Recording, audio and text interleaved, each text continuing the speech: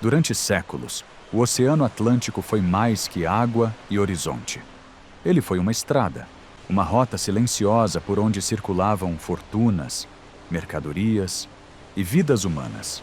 Nesse mundo onde reis negociavam e impérios se erguiam, uma engrenagem tornou-se o motor da economia global: o tráfico de africanos escravizados. Mas essa não é uma história apenas de dor. É uma história sobre poder, comércio, decisões políticas e o impacto que atravessou séculos, chegando até nós em línguas, culturas, ritmos, sabores e memórias. Bem-vindos ao Diário de Titus Valério. O nascimento do sistema. O tráfico atlântico não começou de forma improvisada. Ele nasceu dentro de escritórios, palácios e mesas de negociação. No século XVI, Portugal e Espanha buscavam maneiras de expandir seus impérios e abastecer as novas colônias. A solução encontrada não foi apenas militar, foi econômica. Um sistema de comércio triangular planejado para gerar lucro constante. Reinos africanos capturavam prisioneiros de guerras locais. Comerciantes europeus ofereciam tecidos, armas, sal e produtos manufaturados em troca. Para alguns governos europeus, isso não era visto como crime, mas como negócio. Com o tempo, Inglaterra, França e Holanda aperfeiçoaram o modelo, transformando o tráfico num empreendimento industrial. Cada navio era financiado por investidores.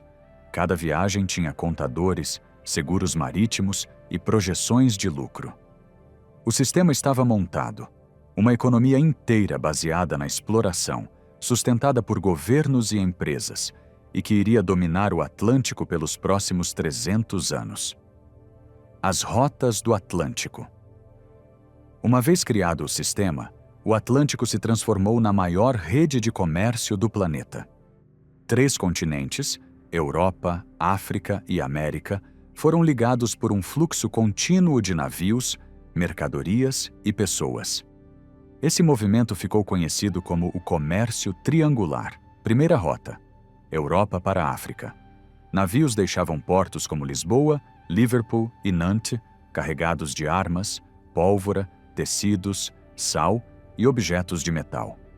Essas mercadorias eram negociadas com reinos africanos na costa ocidental. Segunda rota: África, a mais lucrativa e a mais brutal. Homens, mulheres e crianças africanas eram transportados para as colônias europeias nas Américas: Brasil, Caribe, Estados Unidos, Guianas. O Atlântico se tornou uma ponte entre mundos separados à força. Terceira rota: Américas, Europa. Nas plantations, a mão de obra escravizada gerava açúcar, tabaco, café, algodão, ouro e outros produtos. Tudo isso era levado de volta para a Europa, alimentando indústrias, enriquecendo comerciantes e fortalecendo impérios. Assim, o oceano deixou de ser barreira e virou um circuito econômico global, repetindo-se sem parar por mais de 3 séculos. Navios negreiros, a máquina econômica do Atlântico. Para entender o comércio atlântico, é preciso olhar para sua peça central: o navio negreiro. Muito além da imagem comum, essas embarcações eram verdadeiras máquinas econômicas, projetadas para cruzar oceanos com precisão e lucro. Cada viagem começava meses antes, nos estaleiros e escritórios europeus. Investidores dividiam custos, calculavam riscos e assinavam contratos que previam lucros de até 300%. Dentro do navio, nada era improvisado. O porão era estruturado para transportar o maior número de pessoas possível, não por crueldade gratuita, mas pela lógica fria do cálculo comercial. Havia compartimentos para água, farinhas, ferramentas, armas e mercadorias de troca. Cozinhas estreitas, tonéis, redes, grades reforçadas. Tudo catalogado, registrado, contabilizado. A travessia, conhecida como a Viagem do Meio, durava semanas ou meses, dependendo dos ventos e das rotas. Nos mapas de bordo, capitães anotavam temperatura, ventos, paradas, perdas e ganhos, como faria qualquer empresa moderna monitorando seus próprios números. Para os impérios europeus, o navio era uma fábrica sobre as ondas. Uma fábrica que movia açúcar, café, tabaco, ouro e que sustentou a economia de 3 continentes por quase 300 anos. Essa engrenagem colossal não dependia de um único país, mas de todo um sistema internacional que lucrava com cada viagem. Brasil, o centro mundial do tráfico atlântico. Quando falamos do tráfico atlântico, muitos imaginam que ele foi dominado por europeus, mas o Brasil ocupou o maior papel nessa história. Entre os séculos XVI e XIX, quase metade de todos os africanos escravizados no Atlântico teve como destino final o território brasileiro. Salvador, Recife e Rio de Janeiro se tornaram alguns dos portos mais movimentados do mundo. Navios chegavam carregados não apenas de pessoas, mas de culturas, idiomas, técnicas e tradições africanas. Por que o Brasil recebeu tantos africanos escravizados? Porque sua economia dependia diretamente das grandes lavouras de exportação: açúcar, tabaco, algodão, ouro e, mais tarde, café. Essas produções exigiam enorme força de trabalho, mais do que qualquer outro país do continente. Além disso, o território brasileiro era vasto, e a coroa portuguesa manteve uma relação comercial intensa com reinos africanos durante séculos. Outro fator decisivo: quando outras nações começaram a restringir o tráfico, o Brasil e Portugal mantiveram as rotas ativas por mais tempo, lucrando onde outros já haviam parado. Portos como o Valongo, no Rio de Janeiro, se tornaram símbolos dessa operação global. Hoje reconhecido como patrimônio mundial, ele é uma memória física de como o Brasil foi parte essencial, não periférica, desse sistema internacional. No coração do comércio atlântico estava o Brasil. E é aqui que a história muda de escala, das rotas globais para a vida dentro das grandes plantations. Vida e trabalho nas plantations. Nas grandes fazendas do Brasil colonial, o dia começava antes do nascer do sol. O sistema era organizado com precisão quase militar. Engenhos de açúcar, plantações de café, currais, oficinas, senzalas, casas grandes e portos. Cada pessoa tinha uma função. Havia carpinteiros, ferreiros, cozinheiras, músicos, agricultores e também os que transportavam cargas ou operavam os pesados moinhos. O trabalho seguia o ritmo das colheitas e das ordens vindas da metrópole. Tudo fazia parte de um ciclo econômico: produzir, exportar, lucrar. As chamadas plantations, grandes propriedades agrícolas, marcaram profundamente a história do Brasil colonial.